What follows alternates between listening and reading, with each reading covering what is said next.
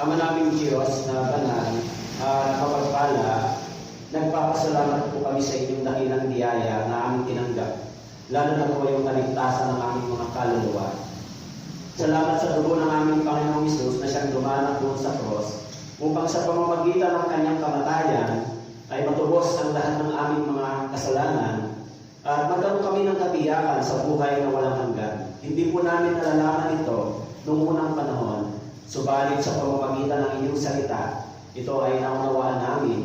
At ngayon narito po kami sa inyong harapan, tinitipon po ninyo bilang inyong iniligtas.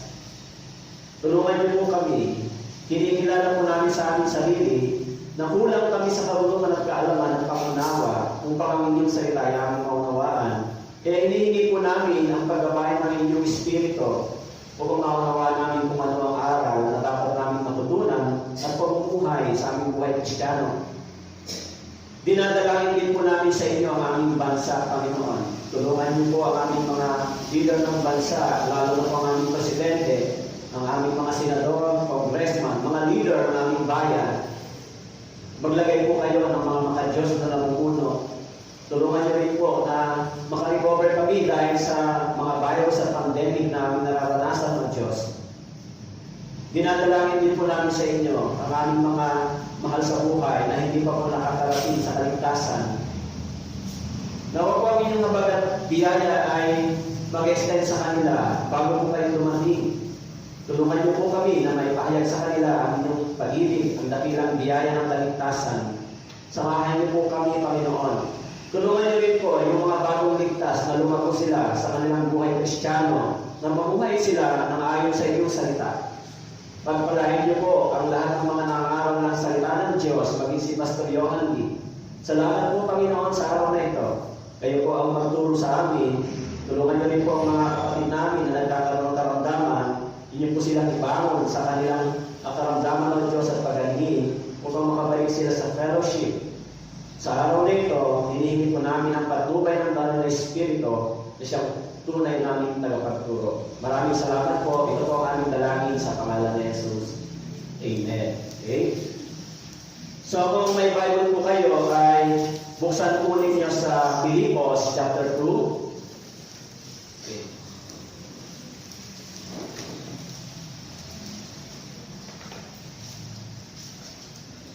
Filipos chapter 2 verse 12 hanggang 13.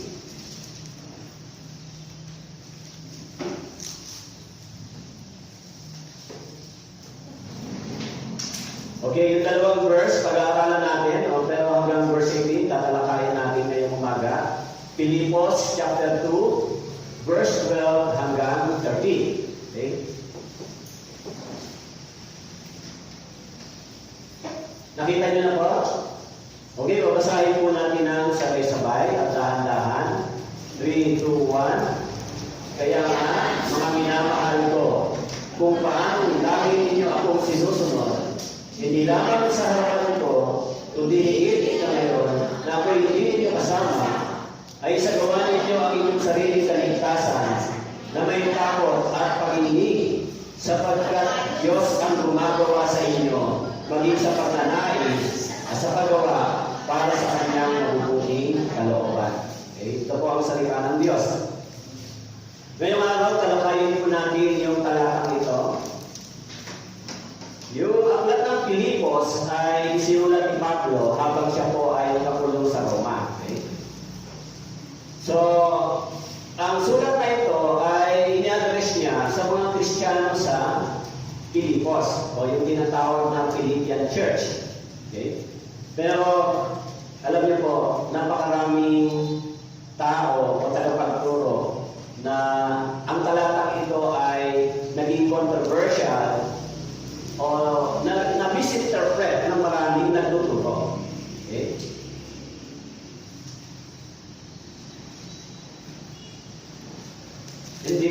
Iniisip ko lang gumawa nito. Yung una, sabi ko, ligtas ako, kaya kailangan kong gumawa para mapanatili ang aking kaligtasan. Okay? Kayo po ang sasagot kung tama yan o mali. Kailangan ko bang gumawa para maligtas? Number 3, naligtas pa ako, kaya ako sasagutin niyo po yan pagkatapos ng ating pagtatalakay. Okay? So, sa mga nakaraang panahon, in the last half century or second century, pagkatapos ng mga disciples, kasi AD 33, nagsimula yung pangangaral ng Ebanghelyo sa pamamagitan ng ating Panginoong Hesus. AD 30 hanggang AD 33, nangaral siya, tinuruan niya yung mga disciples. Pagkatapos ng AD 33, ang Panginoong Hesus ay namatay, naiwan yung mga disciples. Ipinagpatuloy nila yung pangangaral ng Ebanghelyo. At si Paul tinawag para mangaral sa mga Hentil. Pero sa panahon ng AD 33 hanggang AD 150, so yung pangaral ng Ebanghelyo ay naging masalimuot kasi una, yung mga disciples ay dumaan sa maraming persecution. Hindi lang yun, sa panahon nila, pumasok din yung mga tinatawag na heresies. O ibig sabihin yung mga teaching na mga false teaching. Dumami rin yung mga false teacher. Yung mga maraming mga sinungaling na mga ngaral. Kaya sa paglipas ng maraming panahon, sa paglipas ng 1,000 taon, in the century, yung mga controversy regarding sa teaching, especially sa salvation, ay nagkaroon ng maraming mga confusion, argument, debate, or because of many denomination. Ang ibig sabihin ng denomination, napakaraming mga nagsasabing born again church ngayon, di ba? Pag sinabing Pentecostal, Baptist, Evangelicals, pag sinabing mga independent churches, sa pagdami ng ganitong mga pagtuturo, nagkaroon ng malaking confusion, especially sa pagtuturo ng Biblia patungkol sa kaligtasan. At isa sa mga talatang naging misinterpreted ng maraming nagtuturo ay yung Philippians chapter 2, verse 12. Alam niyo po, yung original na nakasulat yun sa Hebrew, isang talata lang po yan, hindi po dalawa. O sa Greek. So ano po yung naging misinterpretation ng maraming tagapagturo? Nung sinabi nila dito na ito pong salitang ito, isagawa ninyo ang inyong sariling kaligtasan. Okay. So sa paglipas ng maraming panahon, pumasok yung maraming mga pagtuturo sa mga churches, pero dahil dito, yung mga churches ay nagkaroon ng tinatawag na division. Kaya pag nakikinig tayo sa mga iba't ibang churches o mga turo, iba-iba yung turo tungkol sa kaligtasan. Pag may pagtuturong ang kaligtasan ay pwedeng mawala, may pagtuturong ang kaligtasan ay kailangan isagawa, may pagtuturong ang kaligtasan ay kailangan isagawa yung law. Napakaraming mga pagtuturong pumasok sa loob ng church na iba't ibang turo, lalo na sa kaligtasan. Alam niyo po kung bakit ganito?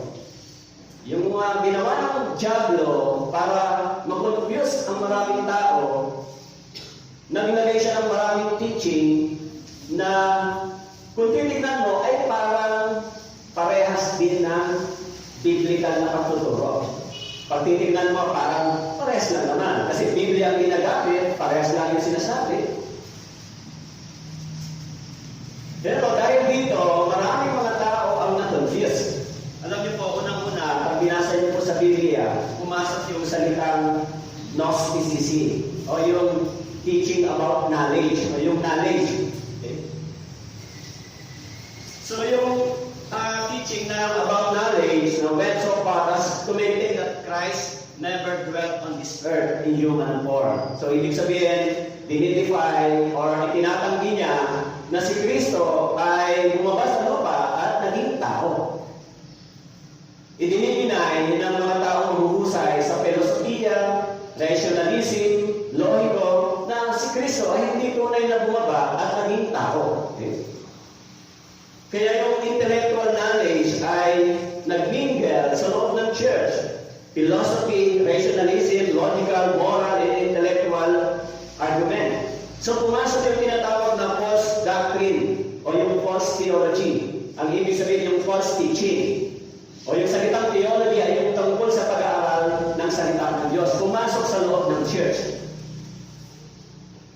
Kaya napakaraming tao na kahit nasa loob ng church, pag tinanong mo sila, lalo na tungkol sa kanilang kaligtasan, ay iba't iba yung kanilang sagot at response. Yung understanding.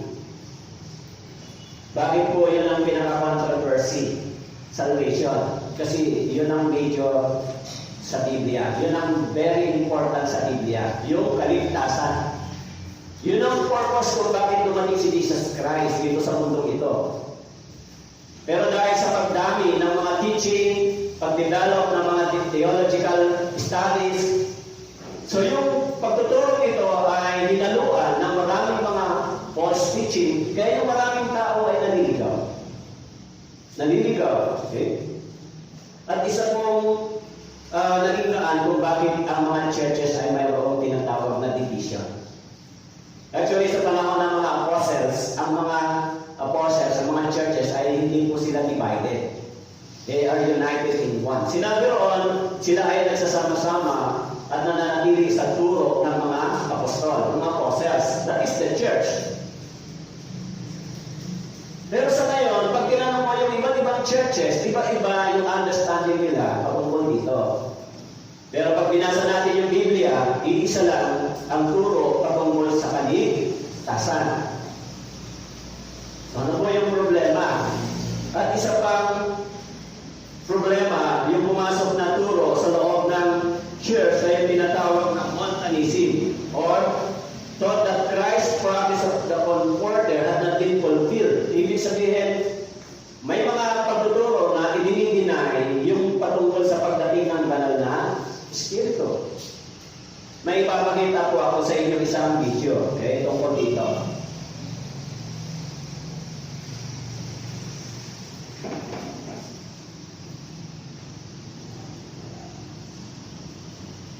So, ito po ay sa Cuneta Astro.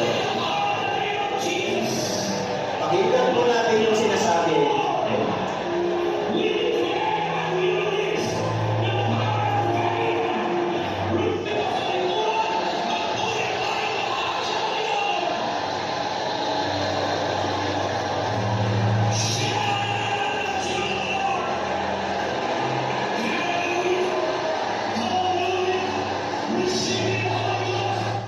Ano po ang sinabi niya? Receive the Holy Ghost. Ito po ay sa Cuneta Astrodome, I think 2017 or 2018. Yung salitang receive the Holy Ghost. Pwede niyo ba tanggapin yung banal na Espiritu sa pamamagitan ng salita ng tao? Sinasabi nila, receive the Holy Ghost. Tanggapin niyo ang banal na Espiritu. Pwede mo bang sabihin ito ng isang tagapagturo? Ano, pag sinabi ko tanggapin mo yung banal na Espiritu, sasabihin mo, tinatanggap kita. Pwede ba yung gano'n?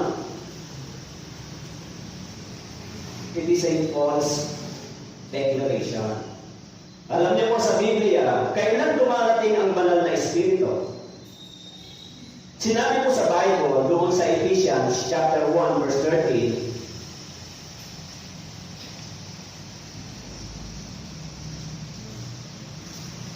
sa Kanya kayo rin naman na nakarinig ng salita ng katotohanan, ang ebanghelyo ng inyong kaligtasan, at kayo na sumampalataya sa Kanya ay tinatakan ng ipinangakong Espiritu Santo. Kailan dumating ang banal na Espiritu sa tao? Nang siya po ay nakarinig ng salita ng katotohanan.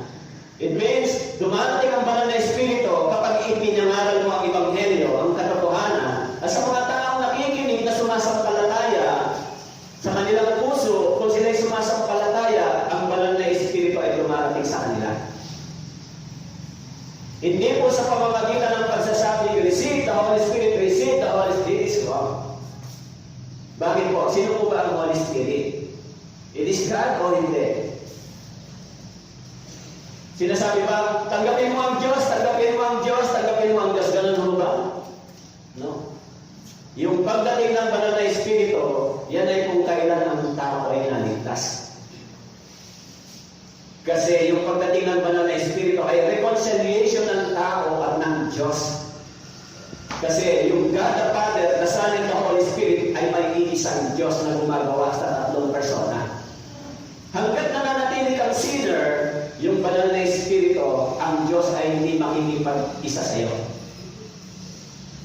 Kaya nang tayo ay sumampalataya, sinabi rito, sa Kanya, ano po yung pinanampalataya natin? By faith, yung kasalanan natin ay pinatawad at pinubos from the past to the future, perfectly, 100% perfectly by the blood of Jesus, binayaran yung kasalanan natin nang sumampalataya tayo sa tinatawag na redemption, kasi si Jesus Christ yung Lamb of God. Lamb. Kaya nang tayo ay sumampalataya, pinatakan ng ibinangakong Espiritu Santo. Ibig sabihin, nang sumampalataya ako, yung pananampalataya ko sa dugo ng Panginoon na naunawaan ko na siya namatay, dahil sa aking mga kasalanan at binayaran niya ito from the past to the future, nang ang aking puso ay sumampalataya at nakaunawa sa salita ng Diyos, yung pananampalataya ito ay ginastified. Ang ibig sabihin ng ginastified, inaring ganap. Pinawalang sala ng Diyos. Kinilala niya yung ating pananampalataya katulad ng tax collector. Anong sinabi ng tax collector? Panginoon, mahapag ka sa akin na isang makasalanan.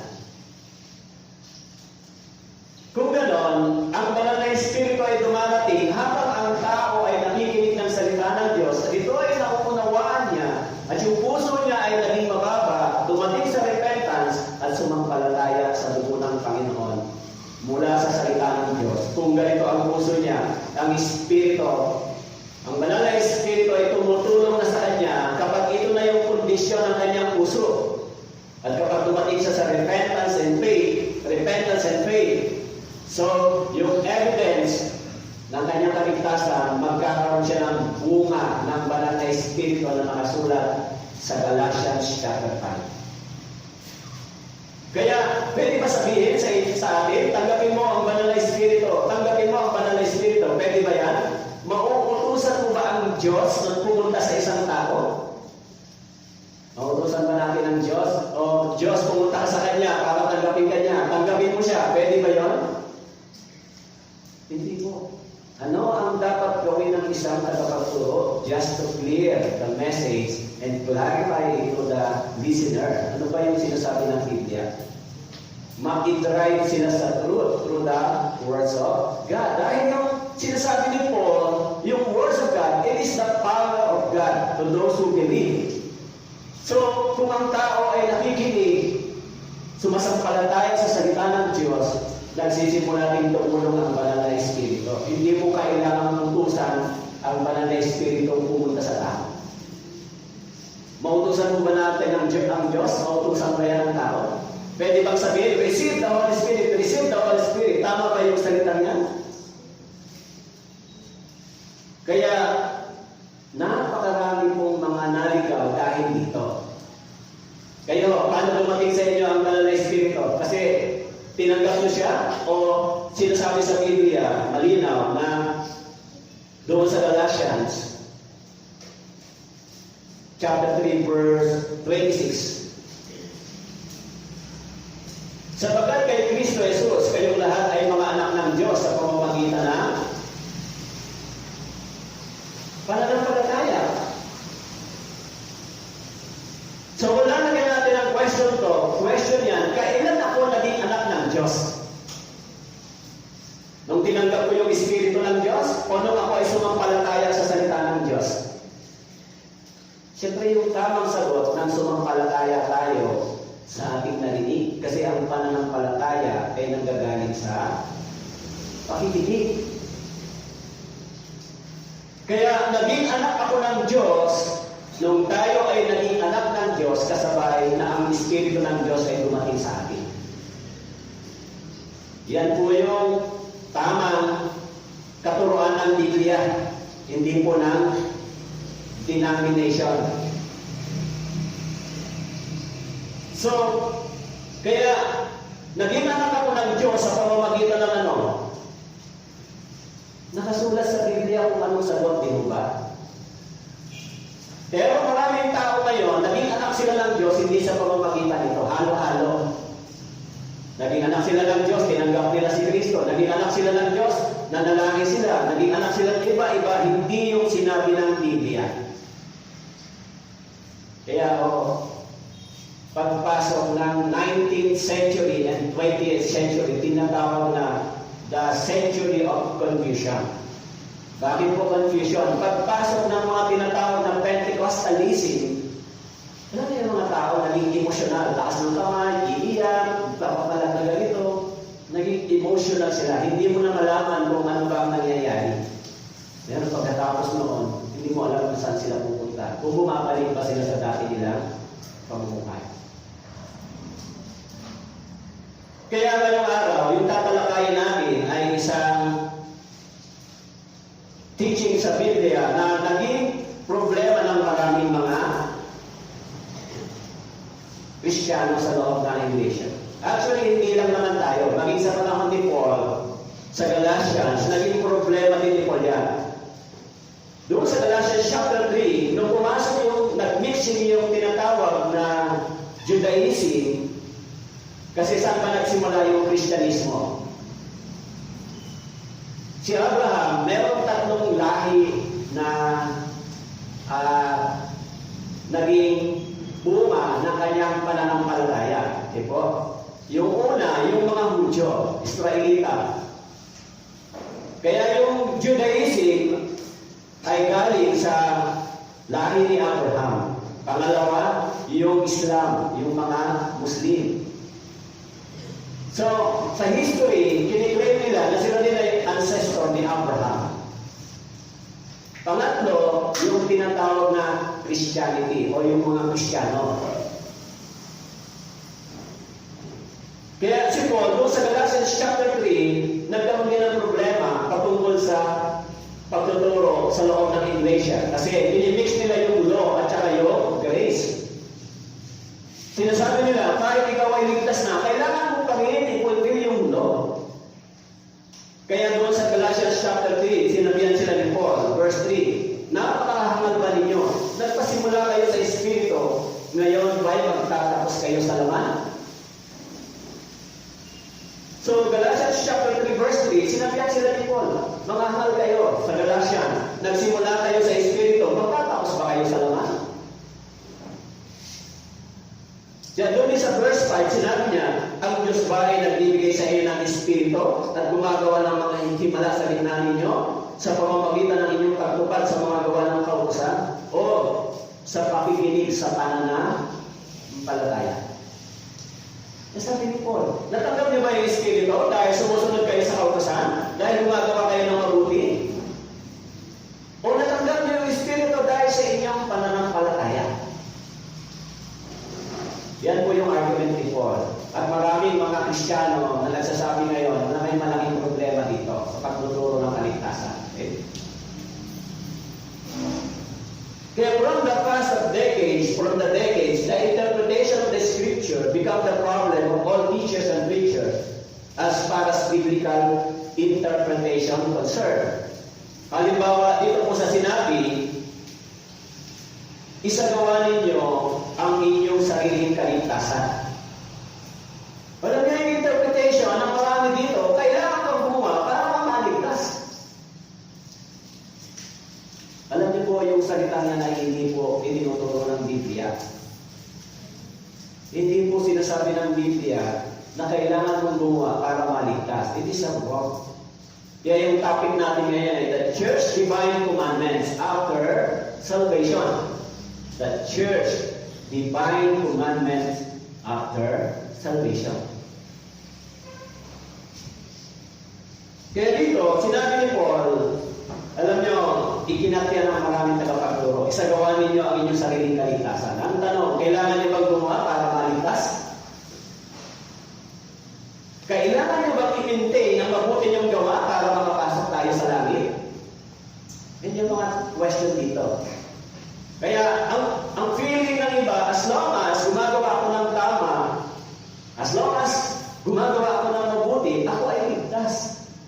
Yan ang naka-mindset sa mga naniniwala sa pagtuturo ito. As long as ako ay nagsisimba, ako ay nagbabasa, ako ay good, so I'm saved. Yan ba yung sinasabi ng Biblia?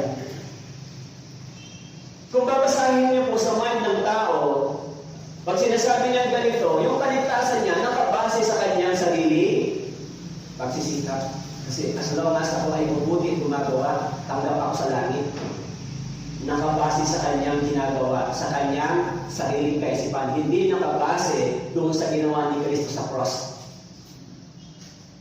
Alam niyo po, yung mga taong naligtas ay hindi po nagsisikap gumawa ng mabuti para sila makapasok sa langit. Yan yung itinuro ng ibang mga denomination, kailangan pagsikapan mong maging mabuti para yung kaligtasan mo ay manatili at makapasok ka sa langit. It is wrong.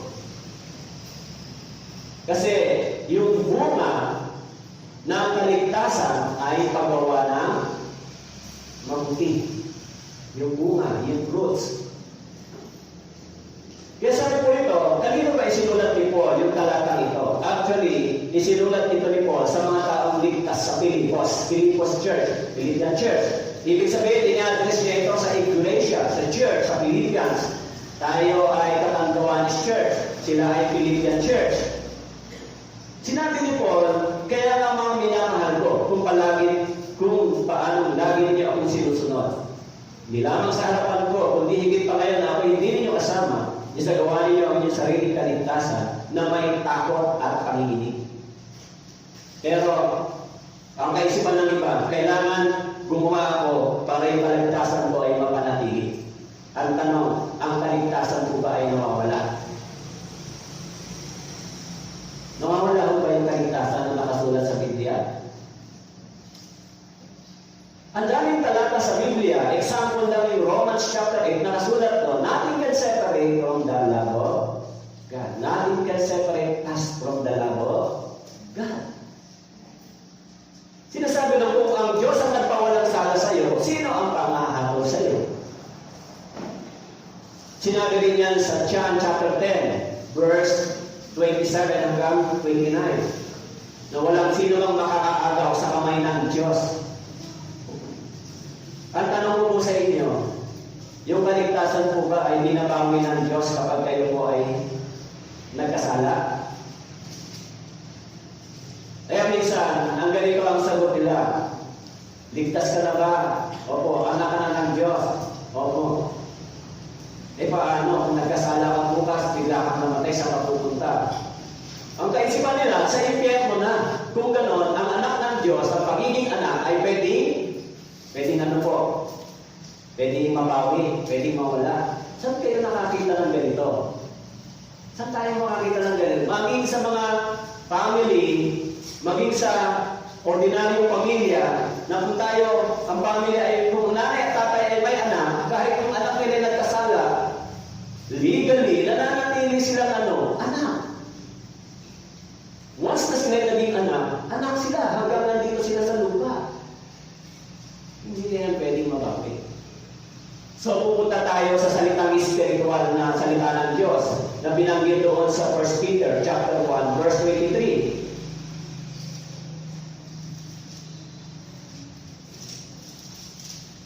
1 Peter chapter 1, verse 23.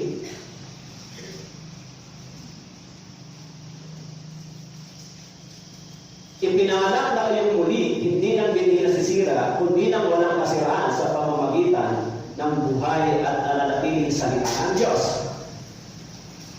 Alam nyo, yung salita, ipinanganak na kayong muli, mahalaga po yung salitang ito. This is a second word. Yung unang kapanganakan ay physical. Tama po? Sa pamamagitan ng tinatawag na biological parents. Yung salitang muli ay second word. Ngayon, yung salitang muli is spiritual word. Kaya sinabi ni Jesus Christ sa John chapter 3, maliban ng isang tao ay panganak na muli, hindi siya makakapasok sa karya ng langit. Anong tinutukoy ni Jesus Christ doon? Salvation. ng iyong espiritu. Ngayon, kung ipinanganak na kayong muli, ibig sabihin, ligtas ka na, anak ka na ng Diyos. Ngayon, yung tanong ko kanina, marami akong tinanong. Pag tinanong mo, ikaw ba ay anak ng Diyos? Opo. O pag nagkasala mo bukas na matay, saan ka pumunta? Ang sagot nila impyerno. Paano nangyari yan? Paano nangyari na ang isang iniligtas ng Diyos, na ang isang pinatawad at pinubos ng dugo ng Panginoon ay makakapasok pang muli sa impyerno? Dahil yung impyerno ay judgment. Ano po? Kaya maraming tao, nung binasa nila yung Philippians chapter 2 verse 12 na isagawa ninyo yung sarili kaligtasan, ang ibig sabihin, iniisip nila, kailangan kong gumawa para ang kaligtasan ko ay mapanatili. Tama po ba yun? Sa totoo lang, sino po ang nagturo niyan? Na yung ganung pagtuturo, sino po ang nagturo? Mga false pastor and false teacher. Kailangan mong gumawa para maligtas ka? Kailangan mong gawin yung mabuti para makapasok ka sa langit? Mali po yan. Yung kaligtasan natin ay hindi natin ginawa. Ito ay ginawa ng ating Panginoong Jesus. Kaya nang tayo ay sumampalataya sa Kanya, once and for all, hindi nanganak tayo muli. Pero napakaraming mga nagsasabi, Kristiyano ay not-born again, ang kaligtasan ay pwede nyo wala. Ang kaligtasan kailangan i-sustain sa pamamagitan ng mabuting gawa. Hindi po yan tinuturo ng Biblia. Of course, after your salvation, kailangan mo isagawa yung buhay Kristiyano. Yun yung bunga ng banal na Espiritu. Ay, ligtas na ako. Kailangan kong ipamuhay. Kailangan kong isagawa yung bunga ng aking kaligtasan. Kaya pag titignan natin, may kaisipan sila na ang kaligtasan pwedeng mawala. Hindi po tinuturo ng Bible yan, sa totoo lang. This is a false doctrine or false teaching. Yung kaligtasan, kailangan ma-maintain ko. Gumawa ako ng mabuti para yung kaligtasan ko maintain. Alam niyo saan sila nagre-rely? Nagre-rely sila sa kanilang feelings. As long as my feeling is good, I'm going to heaven. Pero kung ang feeling ko ay bad, I feel I'm going to hell. So nagre-rely sila sa feelings. Hindi nagre-rely sa pananampalataya itinuro ng Biblia. Kaya, si Haring David, nang siya po ay nagkasala ng murder at saka adulterer, sinabi niya, O Panginoon, huwag mong alisin sa akin ang iyong espiritu, ang kagalakan ng aking kaligtasan. Nasaan si Haring David ngayon? Napunta siya sa hell? Actually, nung nagkasala si Haring David, dinisiplina siya ng Diyos. Kaya sa ating panahon, maraming mga nagsisimba. No? I want to clarify yung message. Ano yung mga misinterpreted o misquoted ng mga nagtuturo? Kasi, kaya sinabi ni Jesus Christ, in the last days, maraming manliligaw. Bakit po maraming manliligaw? Alam nyo, yung kaluluwa ang maliligaw pagtuturo. Kayo ba, natanong ko po sa inyo kanina, kaya babalikan ko yung tanong kanina. Ligtas ako, kaya kailangan kong gumawa para mapanatili ang aking kaligtasan. Tama o mali? Ligtas ako, kaya kailangan kong gumawa para mapanatili ang aking kaligtasan. Mapapanatili mo ba ang kaligtasan mo? Of course, ang kaligtasan na nag-iingat sa atin, ng kaligtasan natin, ay ang Diyos. Sino nag-iingat ng kaligtasan natin? Yung Diyos.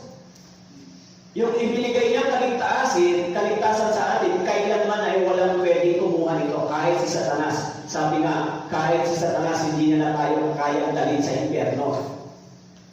Yung church, sinabi doon sa Matthew chapter 16 verse 18, even the gate of hell cannot prevail.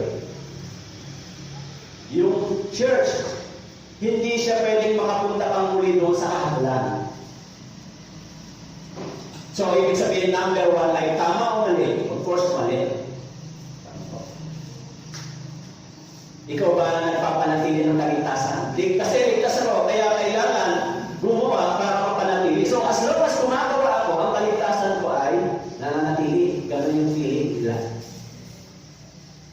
Hindi po yung tamang kaisipan. Yung kaligtasan natin ay hindi nakabase sa ating ginagawa. Tama po? Mayroon po maintindihin ng dalawa? Ligtas ako, kaya kailangan kong gumawa para mapanatili ang aking kaligtasan. Pag ligtas na ako, kailangan ko bang gumawa para manatili ang kaligtasan ko? It is wrong.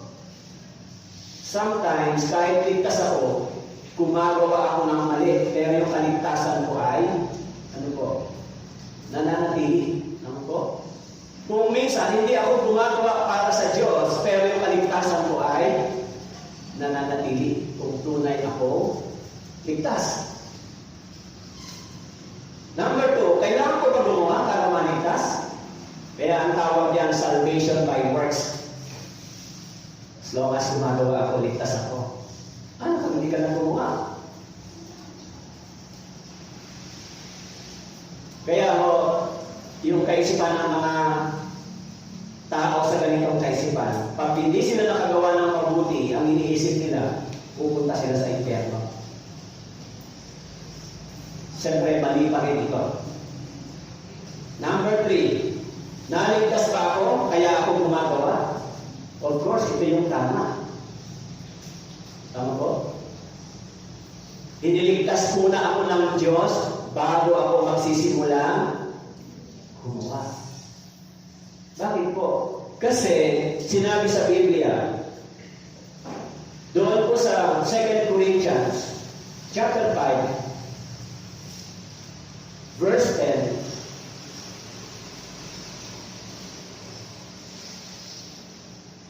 sapagat tayong lahat ay kailangan humarap sa hukuman ni Kristo upang bawat isa ay tumanggap ng kabayaran sa mga bagay na ginawa niya sa pamamagitan ng katawan, maging mabuti o masama. Ito pong talatang ito ay para sa mga born-again Christian. Kailangan humarap sa hukuman ni Kristo. Ang ibig sabihin po dito ng hukuman ni Kristo, hindi po yung sa impyernong hukuman ito. Ito ay ang pagsusulit ng mga Kristiyano. Pagsusulit. Kasi sinabi rito, tatanggap ng kabayaran sa mga bagay na ginawa niya sa pamamagitan ng katawan, maging mabuti o masama. Kung gano'n, ang mga Kristiyano, may gawa pa sila mabuti at masama?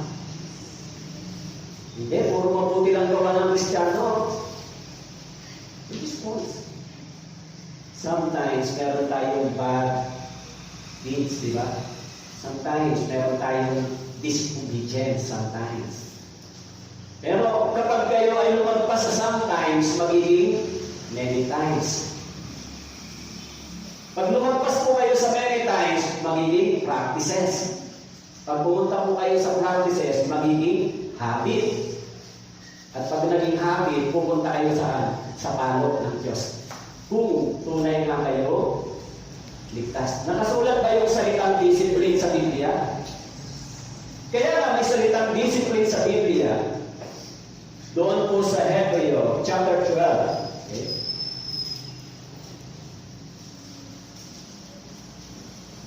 Nakalimutan na niyo yung pangaral na sinasabi niya sa inyo bilang mga anak. Anak ko, huwag mong ipagwalang bahala ang disiplina ng Panginoon. Huwag kang manlulupay-pay kung ikaw ay sinasaway niya. Sapagkat dinidisiplina ng Panginoon kanyang minamahal at kinarurusahan ang bawat itinuturing na anak. Kaya yung Kristiyano, kapag siya ay nakagawa ng mali, yung feeling niya ay pupunta sa impyerno, it is wrong. Meron siyang fear, pupunta ako sa hell. Hindi po yun ang dapat mong katakutan. Ang Ang dapat mong katakutan ay alin po? Yung pagdidisiplina ng Panginoon. Tama po? Yung salitang disiplina ay hindi po iniuugnay sa mga taong walang kaugnayan sa dalawang tao. Naintindihan niyo po ba ibig sabihin? Sa family, yung salitang disiplina ay hindi nababagay sa hindi miyembro ng pamilya. Yung salitang disiplina ay nababagay gamitin sa loob ng tahanan, sa relasyon ng tatay at anak. Yung salitang disiplina. Kaya sinasabi dito, sapagkat dinidisiplina ng Panginoon ng kanyang minamahal. Pero kung mali ang pagkaunawa ninyo sa kaligtasan, ang ibig sabihin hindi po kayo ligtas. Kung naniniwala kayo dati na ang kaligtasan nyo ay kailangan i-maintain sa pamamagitan ng mabuting gawa, kung naniniwala kayo na ang kaligtasan nyo ay sa pamamagitan ng paggawa ninyo, hindi po kayo ligtas ang ibig sabihin. Bakit po? Sa Biblia, ang nagtuturo ng kaligtasan ay ang banal na Espiritu sa Bible, hindi po tao. Kung ganoon, tuturuan ba tayo ng banal na Espiritu ng kamalian patungkol sa pagkaunawa ng kaligtasan? Siyempre hindi. Maaari bang magkamali ang banal na Espiritu ng pagpapaunawa sa atin, sa ating salvation? Siyempre hindi. Yung sinabi sa Biblia, ang tunay na tagapagturo ay ang banal na Espiritu. Alam nga naman, ililigaw tayo ng Biblia. Kaya kung ang paniniwala ninyo noong una na ang kaligtasan nyo ay dahil sa tumanggap kayo o dahil sa nagsisikap kayo o kailangan gumawa ng mabuti para maligtas, ibig sabihin hindi po yan turo ng Diyos, hindi turo ng banal na Espiritu. Yan ay turo ng diablo sa mga taong sinungaling na tagapagturo. Hindi sabihin mo sa kanya maniwala sa maling turo. Kaya maraming tao ang ganito ang kaisipan. Ako ay ligtas, pero mali ang pagkaunawa ko sa Biblia. Kaya ako ay pupunta sa langit. Hindi mo ba komplikado yan? Kaya tayo ligtas dahil tama yung pagkaunawa natin sa salita ng Diyos. Kaya sinasabi po dito sa Roma chapter 8,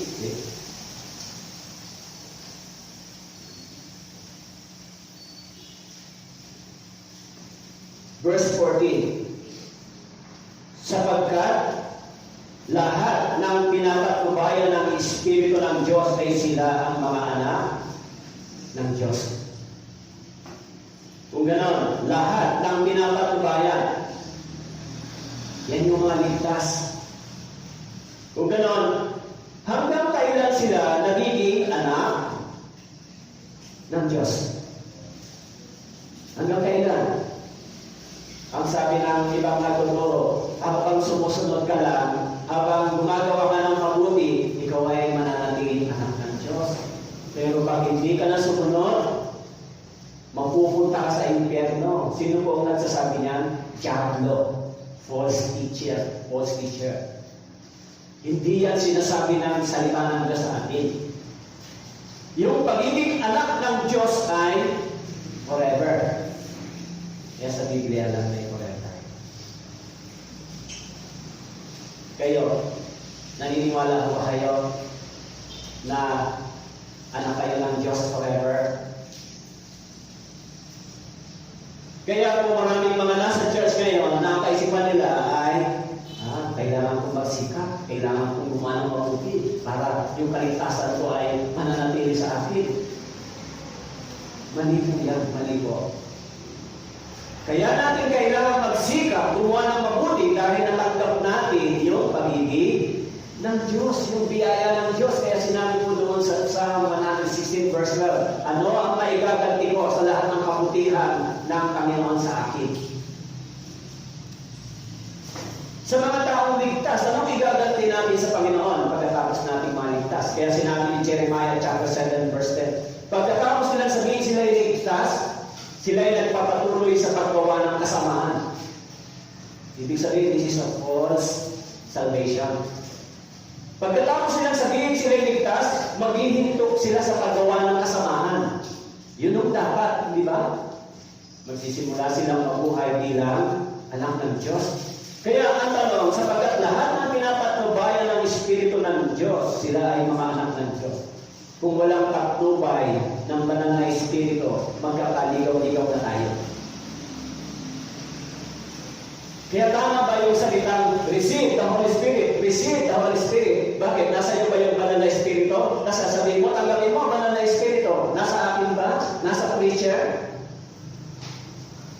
Wala po sa preacher yung banal na Espiritu. At hindi mo pwedeng putusan yung banal na Espiritu dahil siya ay Diyos.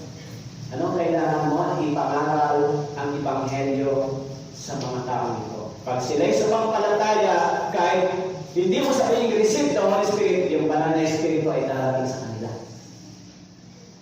Naintindihan niyo po? So, huwag tayong manigaw. Bakit po kayo nandito? Yung iba rin sa inyo dating may church. Alam niyo, ano po yung pinakamahalaga sa loob ng church? Bakit kayo kailangan mag-stay dito? Dahil sa, dito, maganda yung pagtuturo. Kasi dito, okay naman dyan. Yun ba yung dahilan? Hindi po.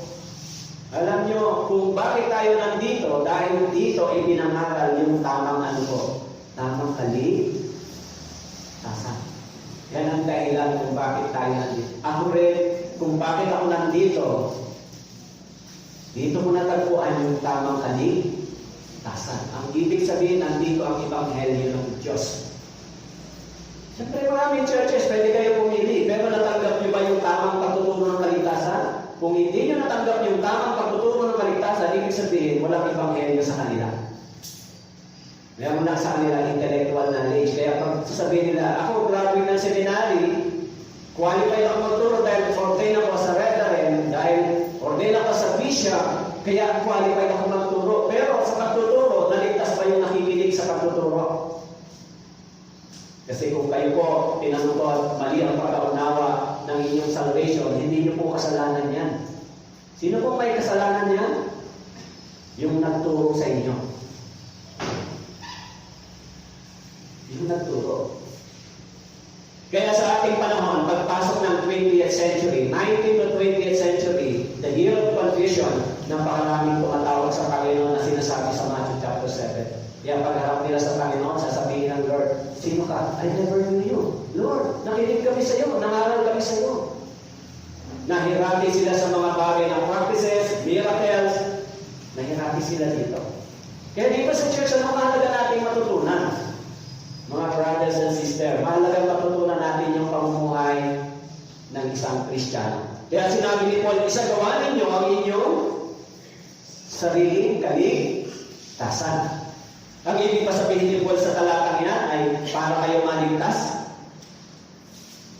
Ang ibig pa sabihin ni Paul doon sa Philippians chapter 2 verse 4. Chapter 2 verse 12.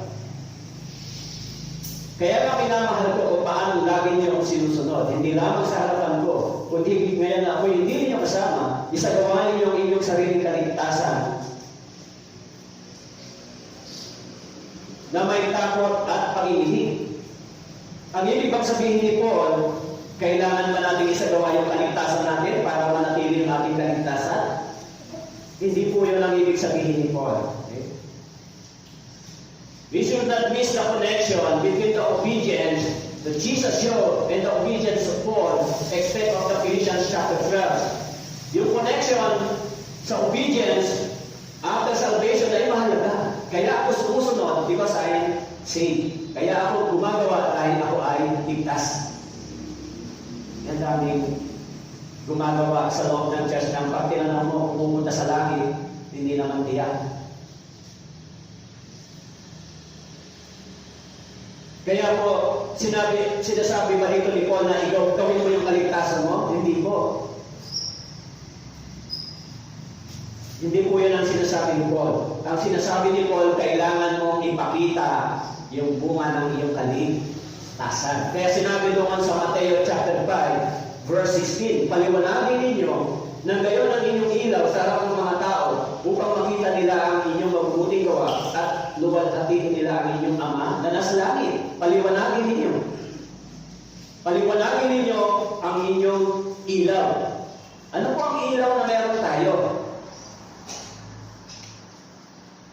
Meron tayong ilaw. At yan po ay ang salita ng Diyos. Yan yung liwanag na meron tayo. Sinabi ko doon sa awit 119 verse 105. Ang salita mo ay liwanag ang salita mo ay gabay. Sinabi doon sa awit 119 verse 105. Okay? Awit 119 verse 105. Okay?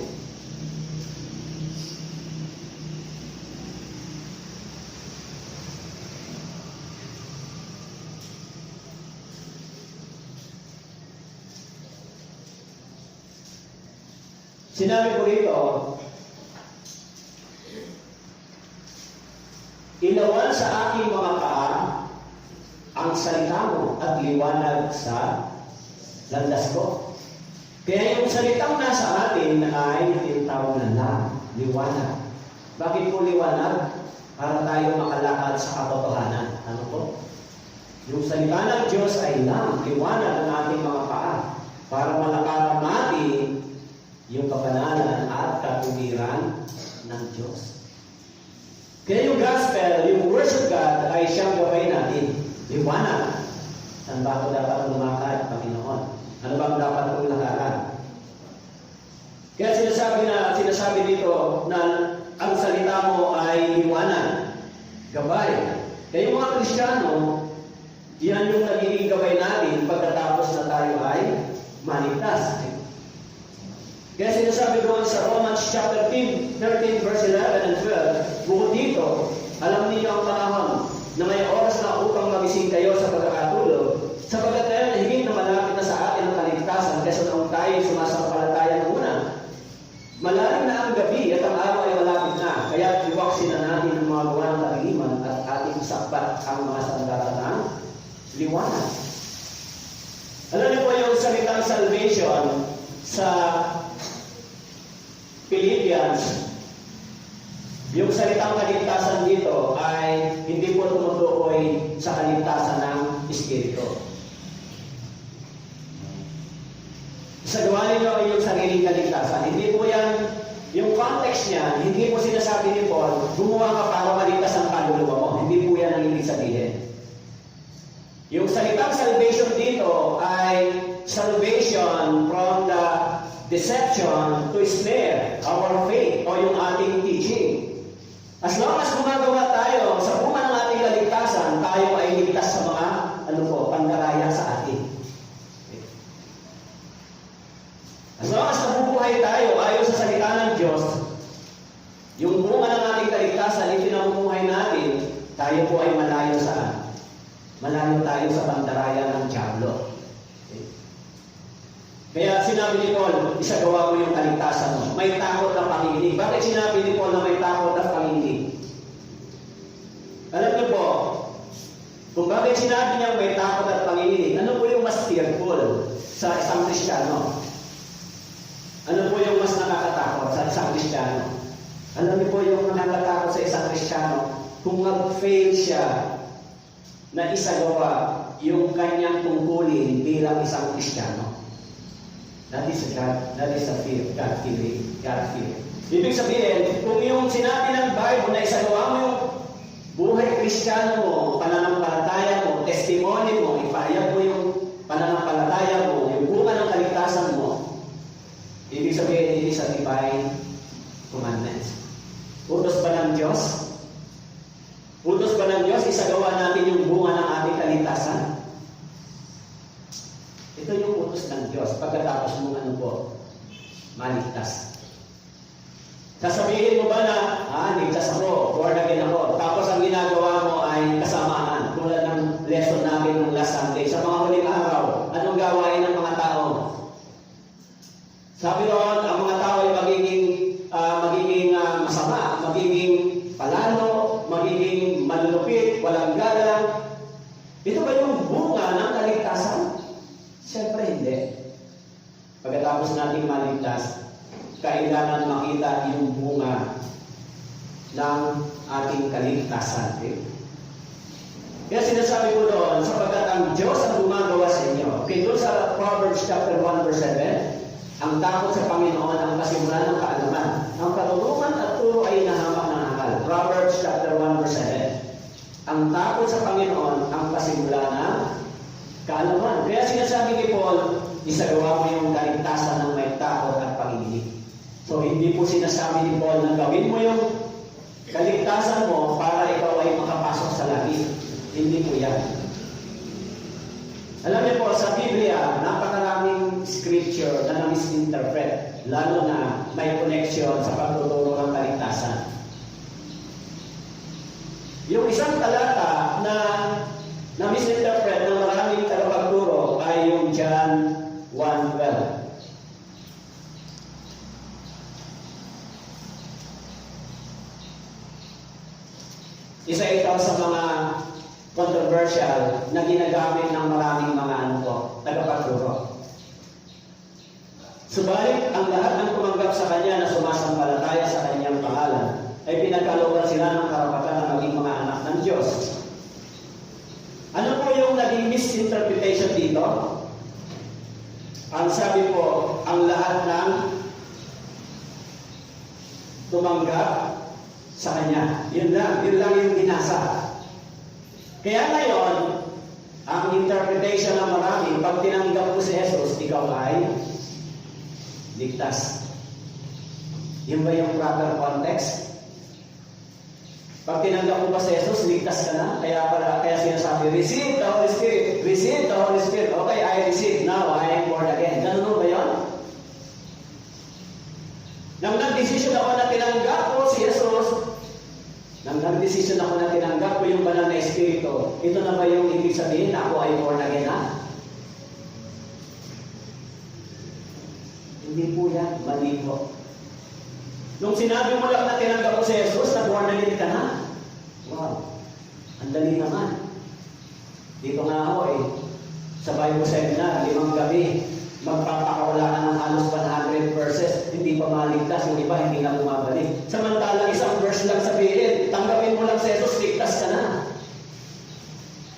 Kahit hindi mo naintindihan kung ano ibig sabihin ng Biblia. Actually, maraming mga nagturo nito na misinterpreted itong scripture na to. Paano ako magiging anak ng Diyos? Dapat ang tanong.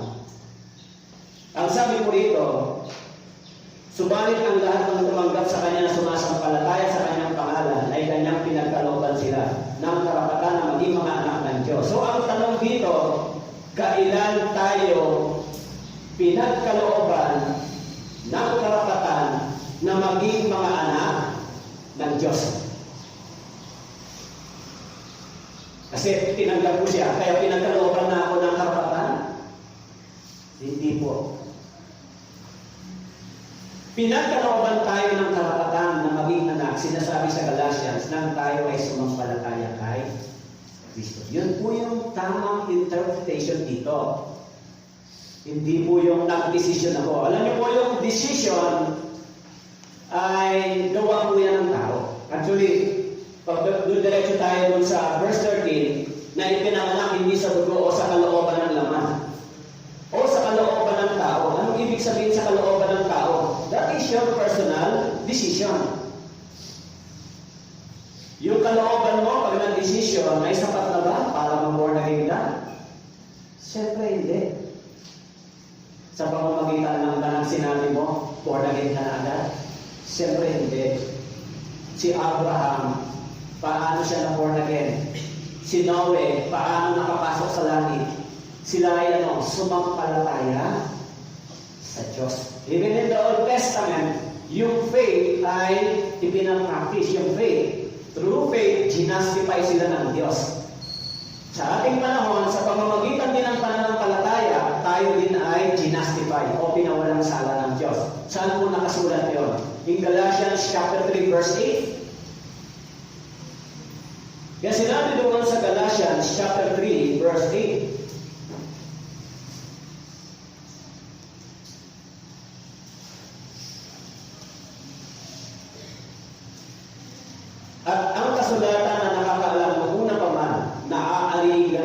Diyos ang mga hintil sa pamamagitan ng pananampalataya. Aariing ganap ng Diyos. Meron mo ba ritong desisyon? May desisyon ba dyan, mga hintil? May desisyon ba?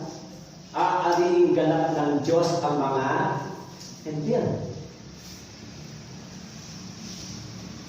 Kaya, sinasabi ng marami na kailangan mong gumawa para kaligtasan mo ay manatili. It is wrong. Kailangan mong maging mabuti para pumunta sa langit. It is wrong. Alam niyo po, yung good deeds ay hindi magdadala sa atin para sa langit. Ano po ang dahilan kung bakit tayo makakapunta sa langit? Alam niyo po yung pinakamagandang sinabi ni Jesus doon sa tax collector. Yung sinabi ng tax collector, "Please, God, have mercy on me." May mabuting gawa ba doon ng tax collector? Nung tinanggap niya yung habag ng Diyos, may mabuti pa siyang gawa? Anong hinihingi niya? Kapatawaran, mercy, habag ng Diyos, dahil naniniwala siya na ang Diyos ay isang buong. Kaya ho, anong hinihingi niya sa Diyos? Kasi sinabi ba natin, Panginoon, magsisikap ako para makapasok sa langit. Ganun na ba yun? Hindi po sinabi ng Biblia, magsikap tayo para makapasok sa langit. Sinabi ng Biblia na pagkatapos nating maligtas, dapat tayong magsikap gumawa ng mabuti. Pero hindi ibig sabihin para tayo makapasok sa langit. Pagkatapos mong maligtas, ibig sabihin ikaw ay ano? Ikaw ay naging mamamayan ng langit. Kung ikaw ay naligtas at naging anak ng Diyos, kung ganon, ikaw ngayon ay ano? Mamamayan ng langit. Hanggang kailan? Hanggang sa dumating ang kamatayan mo, uuwi ka sa langit. Kayo, hanggang kailan lang kayong anak? Ayun, ligtas kayo, di ba? Ako ligtas ngayon, pero bukas siguro hindi na. Ganun po ba yung sinasabi ng Biblia? Kung ganun po yung pinapangaral ng Biblia, wala na tayong assurance na may makapapunta sa langit. Lahat na lang nagpapakasakali. Pero sinabi ng Biblia na doon po sa John chapter 10,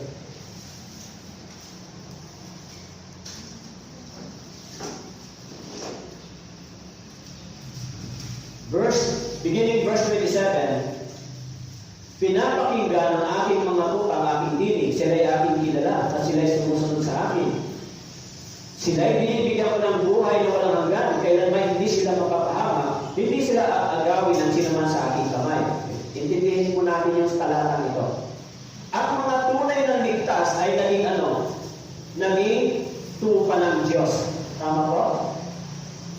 Yung mga ligtas, pinapakinggan ng aking mga tupa. Ang mga ligtas ay nakikinig sa salita ng Diyos. Kilala nila ang tinig ng kanilang pastor. At sila'y aking kilala. Kaya nga sinabi, isagawa ninyo ang inyong kaligtasan. That is your obedience after salvation. Kaya sabi niya, sila'y sumusunod sa akin. Sumusunod. Kaya sinasabi niya, pinapakinggan ng aking mga tupa ang aking tinig. Sila'y aking kilala. Sila'y sumusunod. Kaya after salvation, meron tayong ano? Obedience. Kaya sinabi ni Paul, isagawa ninyo ang inyong kaligtasan. That means your obedience to the words of God. Paano kung hindi ako sumunod ngayon? Kung ganon, pag sinabi ng hindi ka sumunod, ligtas ka. Pag hindi ka sumunod, hindi ka ligtas. Pag sumunod ka, ligtas ka. Lumalabas, yung kaligtasan mo ngayon ay ano po? Conditional. Tama po? Conditional. Yung pagkamatay ni Jesus Christ sa cross 2,000 years ago, namatay siya hindi pa tayong tao. Sinabi ba niya, as long as gagawin niyo to, as long as gusto niyo ligtas kayo, susunod kayo, makakapasok kayo sa langit. Pero pag hindi. Yun ba ang mensahe ng sinabi ni Jesus Christ na it is finished? Ang ibig sabihin ng it is finished, your sin is totally 100% forgiven. It is finished. Your sin is totally paid in full. May naiwan ba? Kaya sinabi rito, yung mga naligtas, sumusunod. Sabi diyan, sila yung binibigyan ko ng buhay na walang hanggan, kailanman hindi sila mapapahamak at hindi sila aagawin ng sinuman sa aking kamay. Yung salitang kailanman, yan po ay forever. Ano po? Kailanman. Yung salitang kailanman ay walang putol. Tama po? Kung gano'n, yung kaligtasan ba natin, conditional? O pagkatapos yung masabing born again na kayo, as long as sumusunod ako, pupunta akong langit. Pero pag hindi na ako pupunta langit. Kaya minsan ganito, minsan ako ay anak ng Diyos, minsan ako ay hindi anak ng Diyos. Ganun ba yun? Minsan ako ay anak ng tatay ko, minsan naman ako ay anak ng kapitbahay ko. Ang sama pakinggan, di ba? Siyempre, once na tayo ay pinanganak sa espiritu ng kaligtasan, wala na pong changes dyan. It is forever, permanent. Tama po? Kaya kayo nandito dahil naligtas na kayo. Dahil nalaman nyo yung tamang kaligtasan. Kaya kayo nandito. Dito nyo nalaman yung tamang kaligtasan. Dito po kayo dapat manatili.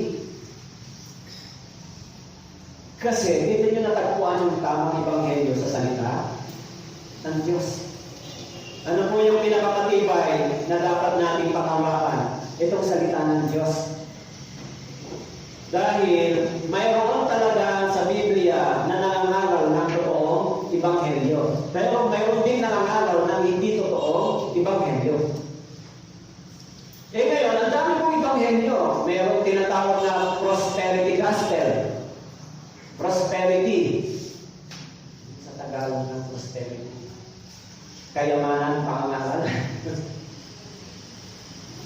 Prosperity gospel, puro tungkol sa pera, tungkol sa tithes, tungkol sa pagbibigay. Yung prosperity gospel. Magbigay kayo, pagpapalat. Puro dito na lang pangangaral. Prosperity gospel.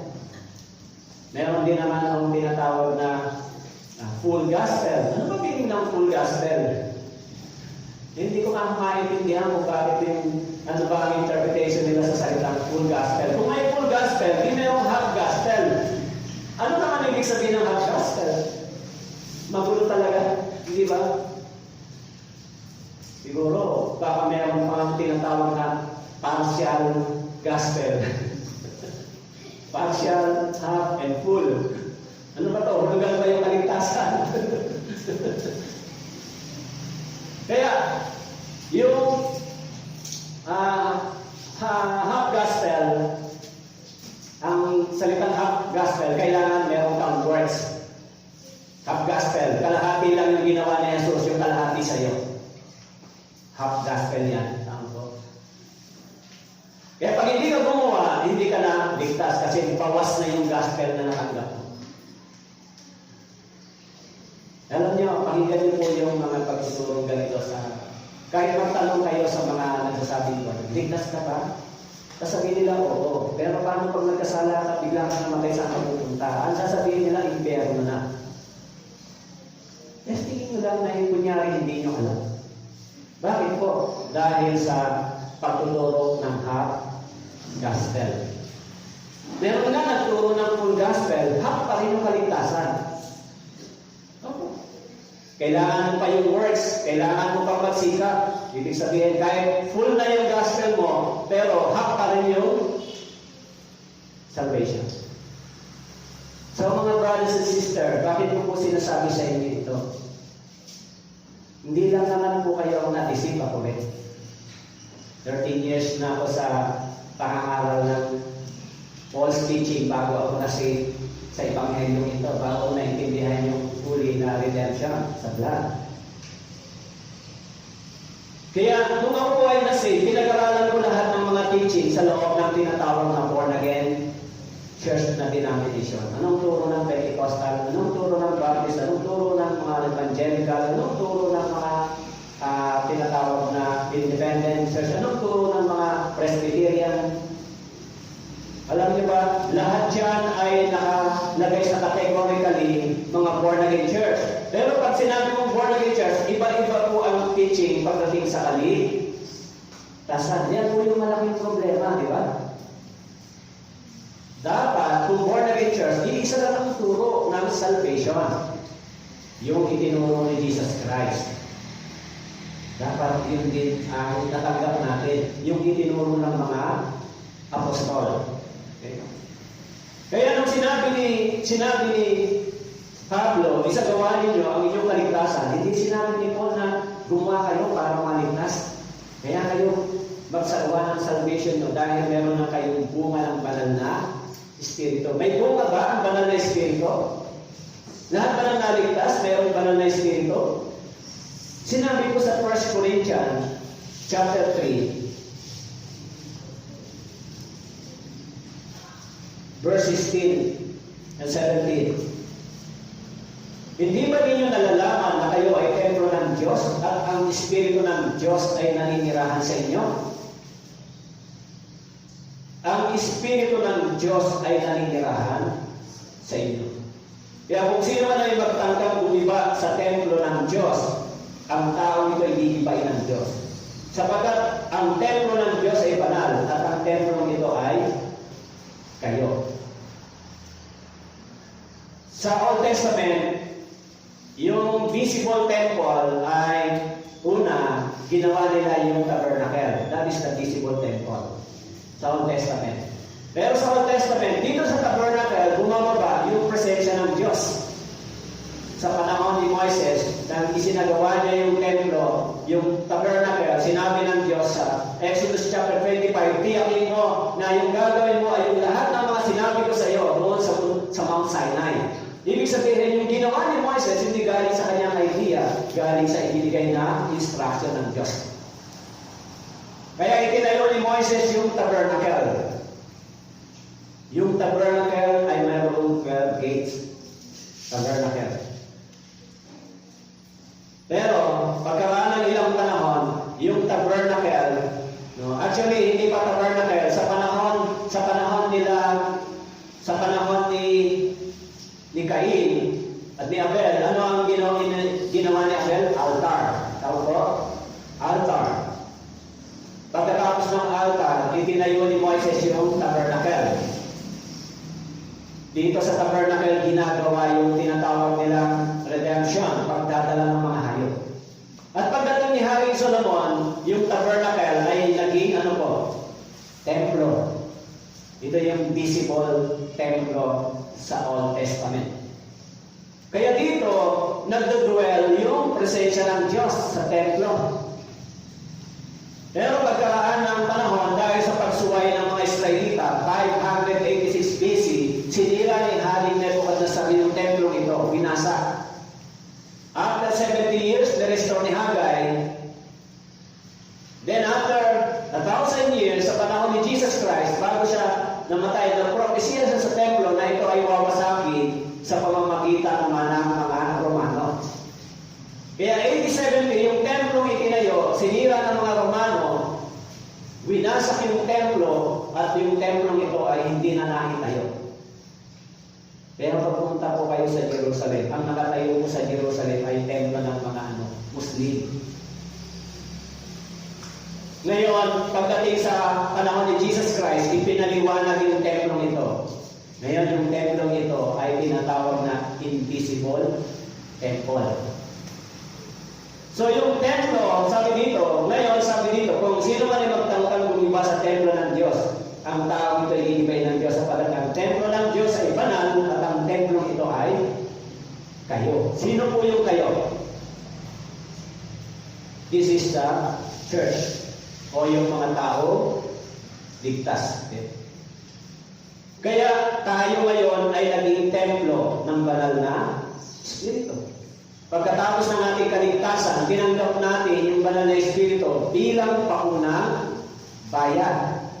Evidence na tayo ay sealed by the Holy Spirit.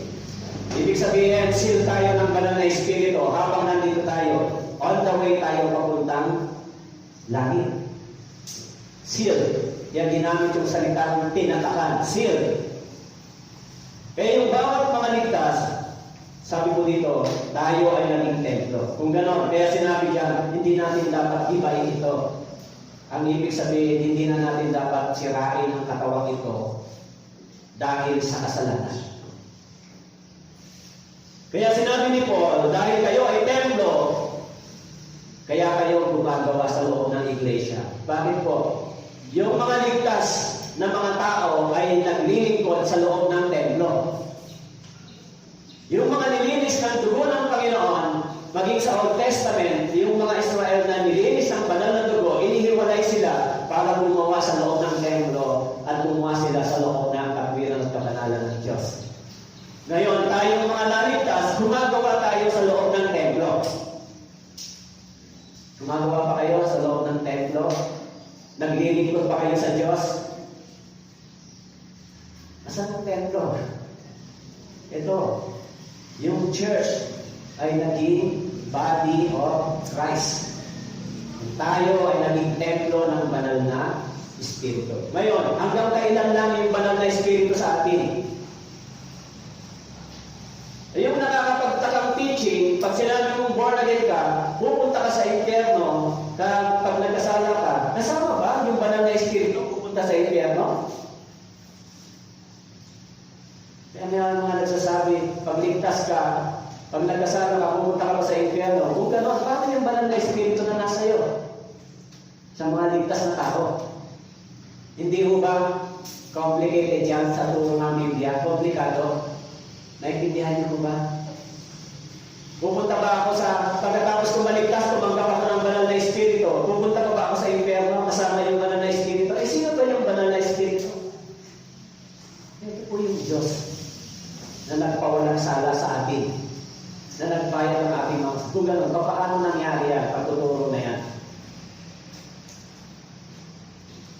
Kaya mga brothers and sisters, bakit natin kailangan pag-aralan po ito? Para po maging malalim at itusok sa ating puso yung ebanghelyo ito, yung katotohanan ito na dapat bumangon sa ating puso at magkaroon ng ugat para yung pananampalataya natin ay hindi po hindi na po ito pagkanon-ganon. Para minsan may tao, totoo bang ligtas ako? O totoo bang pupunta ako sa langit? Meron pa po ba kayo ganitong doubt? Sa mga taong hindi mo tiyak sa kaligtasan, may doubt sila kung pupunta pa sila sa langit o hindi. Pero sa mga taong nakatanggap ng ebanghelyo sa pamamagitan ng banal na Espiritu, wala silang doubt. Bakit po? Kinukonfirm sa kanila ng Espiritu ng Diyos na ikaw ay anak ng Diyos. Saan po nakasulat? Sa Romans chapter 8.